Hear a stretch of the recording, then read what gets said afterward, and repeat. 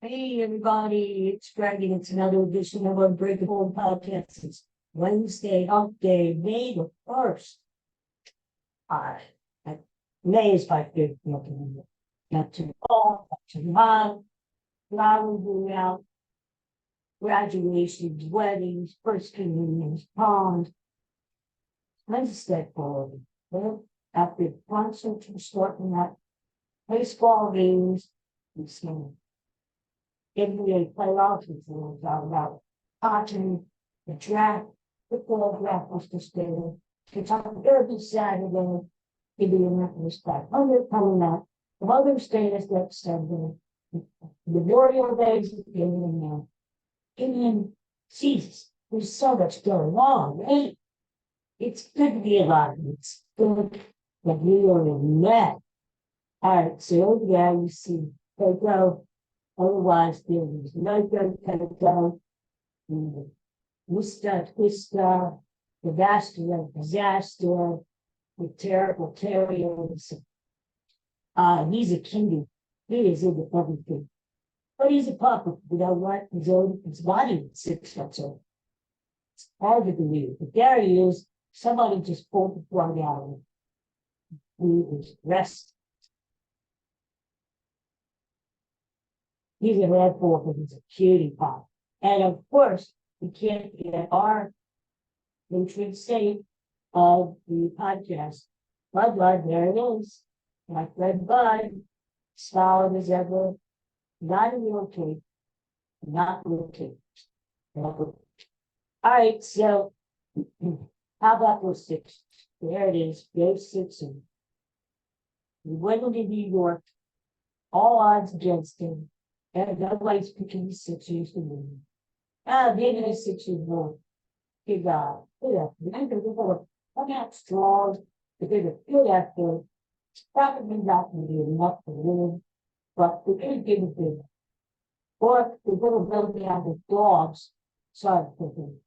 And they're not going to, they're going to just let it go over like last year when they went up to Boston in Game 7.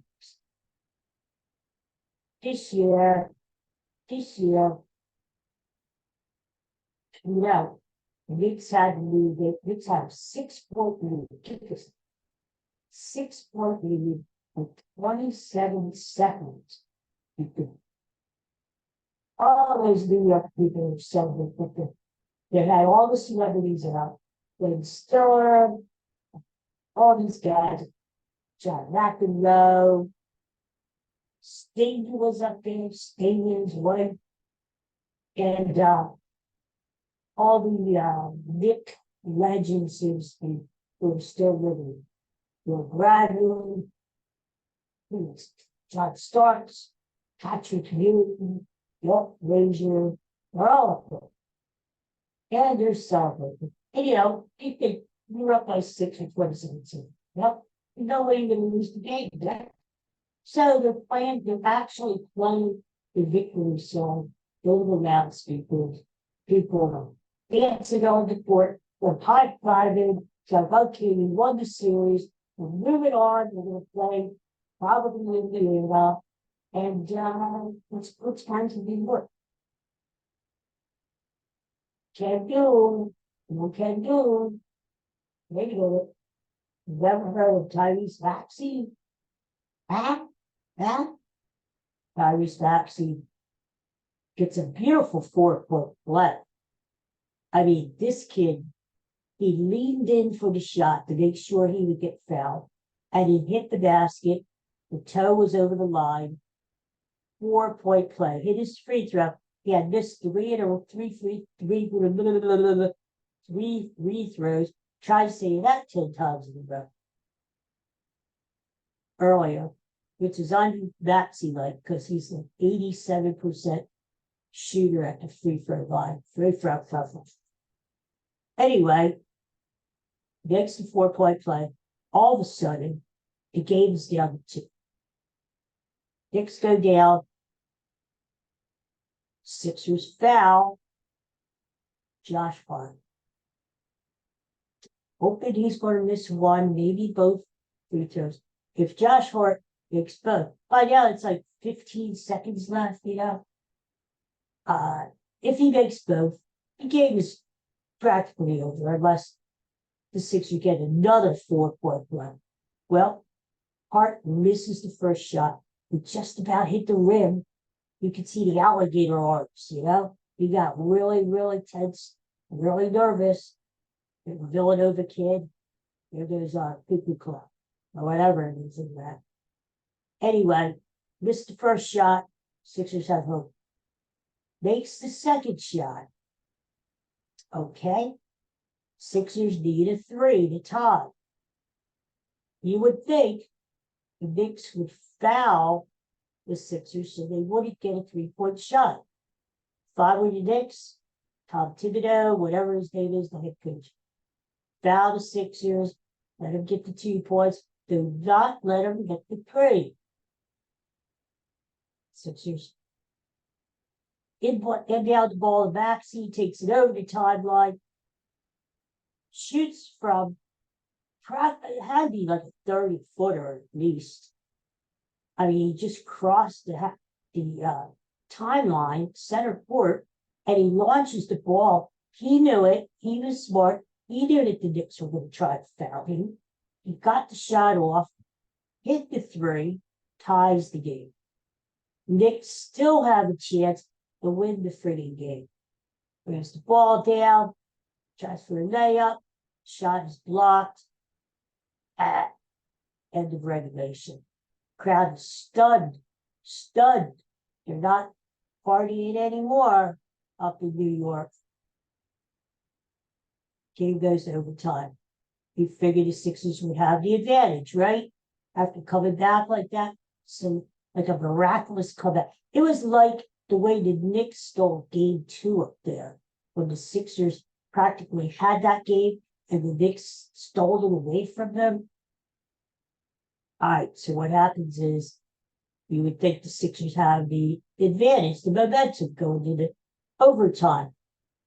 Not so. Knicks scored the first 5 points in overtime. Get out to a 5-point lead. Sixers scratch and claw, come up. Maxey, 46 points. Just had a brilliant game. What did he have? 7 threes? He was just great. Just great. Joel Embiid, yeah, he had a triple-double. If you had Embiid for a triple-double, you made a lot of money last time. I don't know what the odds were for him to get a triple-double, but I assumed that they were great. Because Embiid, you figure, is he even going to play? Is he had the migraine? He's got the knee. He's got the back. He's got the Bell's palsy. He's got everything going on. The guy gets a triple-double. Incredible. He wasn't himself offensively. You could tell that. He only scored 19 points. But he helped in other ways. He got 16 rebounds, 10 assists, block shots. The guy, I would say he made up for past transgressions in playoff time. You got to consider he's not 100% health-wise. Kind of a break. That last play, I'll tell you what, he dove on the floor. All the body aches and everything, he dove on the floor and grabbed that ball at the end of the game, and he called a timeout. I think he's great, okay? Stop with the Joel Embiid hating. Stop. I'd rather, look at it this way. I would rather him be on my team than not be on my team, right? Do you want Joel Embiid on the Knicks? Can you imagine what sort of a team they would have? I mean, that's really what they got, right? Julius Randle got hurt for the season. They really lack, they're very tenacious on boards, these Knicks are. Very tenacious. But they really lack a dominant big man. Hartenstein's okay. He's just okay. But if they had Joel Embiid, which was rumored that the Sixers would trade him to New York. What? So Tobias Harris, 19 points last night. We would have dunked it, right? Of course, he disappeared during part of the game when we really needed him. But I give him credit. He stepped up when he needed to. Cameron Payne made a couple threes. I mean, it was a team effort, but it was mostly Maxey. So in overtime, Sixers scratch, come back, take the lead. It was inevitable at the end. Sixers win the game. And the New York crowd silently files out of Madison Square Garden, knowing they're going to have to come down to Philadelphia and play a game 6 on Thursday.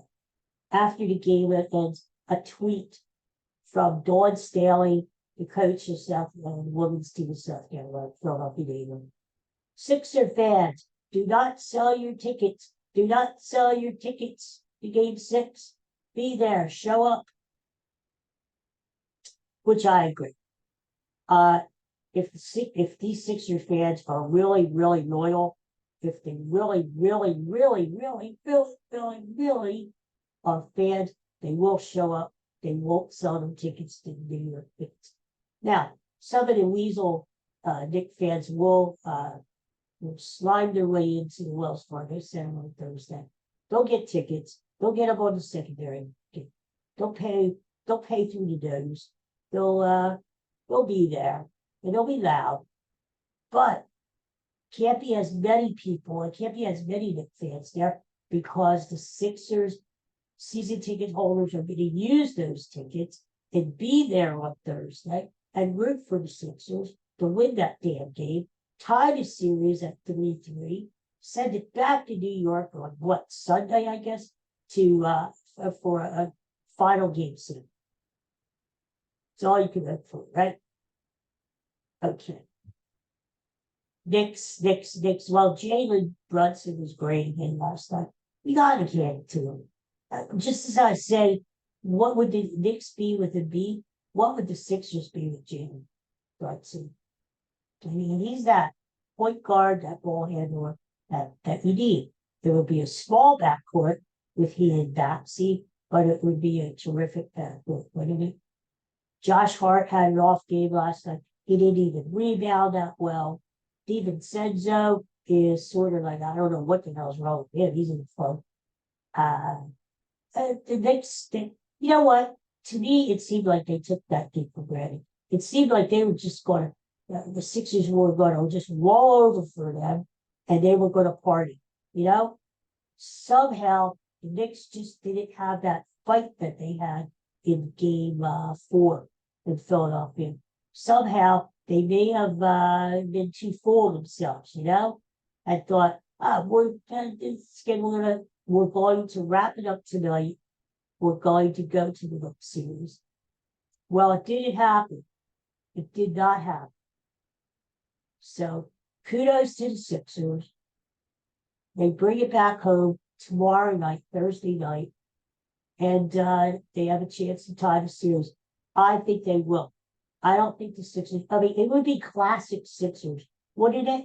Classic Philadelphia team to win such a hard-fought, gutty, gritty game last night in New York, and then come back to Philadelphia and lose. I mean, that would be hardcore. And that would be classic Sixers and classic Philadelphia sports. I don't think it's going to happen. I think the Sixers are going to take care of business tomorrow night. Go up to New York. Now, game 7 is up in New York. Probably is not good news for the Sixers. The Knicks would probably be really focused with that crowd. But you know, here's the thing. If we got to take one game at a time. If the Sixers win Thursday and play game 7 up in New York, really the pressure's all going to be on the Knicks. Let's look at it this way. If the Knicks lose game 7 up in New York, they will be known as chokers. Chokers. To have a 3-1 lead in the series and blow it blow it, including 2 games at home. They would be chokers. So really the pressure's on New York. The Sixers, if they get that far, they're playing with house money. Yes, there's pressure on the Sixers because if they lose, it means that they don't get out of the first round, right? And they lose again, they don't make the finals. They don't even get to the Eastern Conference finals. So there's pressure on the Sixers, but there would be much more pressure on the Knicks. But let's get that far, okay? At least, you know what? It's going to be fun tomorrow night at the Wells Fargo Center. I wish I was there. I wish I would too. It's going to be a lot of fun. It's going to be fun to watch. It's just going to be, and that's all we can ask for as sports fans, right? But I think the Sixers will win tomorrow night. I really, really do. If they don't, we'll be disappointed again. But, Philadelphia sports fans are used to being disappointed. So, it's just one more. You got to think positive. Got to keep positive, think good thoughts, okay? Meanwhile, on the West Coast, the Phillies took care of business last night. They were losing going into the ninth inning to the putrid Angels. What happens? Nick Castellanos all of a sudden wakes up and he hits a home run to tie the game. And then, of all people, Johan Rojas hits a home run to put the Phils 2 runs ahead, and they eventually win 7-5. Phils are back on track again, and they are close to first place. So, it was just a great night for Philadelphia sports. So, Phillies play the last game of the series this afternoon against the Angels. They come home on Friday. So, end of this long road trip, the longest of the year, and they'll be flying after the game. And starting a nice home series, starting with 4 games against the Giants this weekend, 2 against the Blue Jays next week. One of those games I'll be at. So things are good. Things are good. Good. And we'll get ready for the Sixers tomorrow. So, these other NBA, the Thunder, they wrapped up their series. They're resting. So are the Nuggets. Eastern Conference, Cleveland is up 3-2 over Orlando. We got that big, Indiana, the Bucks. Bucks saved their season last night. Down 3-2 to Indiana. Indiana goes home. I think Indiana closes them out. That, remember, that was my pick before the playoffs began. My upset pick, the Indiana Pacers to beat the Milwaukee Bucks and move on. And I think they will. I think they would too. And tonight, Clippers. And every time I think Clippers, I don't think of ships, Clipper ships, sailing. I think of Toyota Clippers. It's disgusting. LA Clippers play the Dallas Mavericks. Series tied 2-2. I personally think the Clippers are going to win the series. I'm just saying. These NBA playoffs are very intriguing, You can see they're playing so hard. They're turning it up a notch, compared to the regular season. Very intense. And you can see there's nothing like playoff basketball, right? Any playoff, baseball, football, hockey, intense, the best part of the season. It's just good. It's good. Okay, well, that's it for today. Our Coco is just resting there. Look at him. Isn't he cutie pie? All right, well, I'm going to get out and enjoy some of this weather. Hey, I got to. I was at the eye doctor's. Hey, a little problem with the right eye there, My regular eye doctor said, go in and see this specialist in this retina, because I got floaters in the right eye. floaters, all kinds of floating things, like elephants and just look. So I go see this guy, this rector guy, right? And he was a very nice guy, very nice guy. But what they do is, you guys probably have to still know, they dilate your pupils. So they put in like 2 sets of eye drops in both eyes. I'm like, wait a minute, you're already working on the right eye. What the hell? Anyway, my vision was so blurry from like 12:30 yesterday. The finals start clearing up about 6 at night. You know, maybe everything was foggy. I was like, whoa, what the hell? I was like, who's got the drink in here? So it sucks. It really sucks. I appreciate my vision, hopefully you do too. You know, times like that, it's just like anything else in life, right? You miss it when it's gone. And it's like when you can't see right, then like, and you're like, oh, I appreciate my vision now. Oh, I can see this bottle of water there. It's like, yeah, geez. So, you know, it takes stuff like that, sadly, for you to really appreciate what you have. And I think that's a good lesson for everybody, right? Not just for me, not just for a cook over there, but, you know, appreciate a beautiful day. 80 degrees outside, first day of May. Appreciate it. Savor it while we can, right? So, all right, everybody, take care. Peace and love. Talk to you maybe tomorrow. I got a classic TV show coming up. Can't reveal it. It's going to be a lot of fun. And we'll talk more sports later in the week, right? Everybody, take care. Have a great day. Great hump day. Take care for now. See you soon. Bye bye. Go Sixers tomorrow. Go Phillies this afternoon. Yeah. See you. Bye.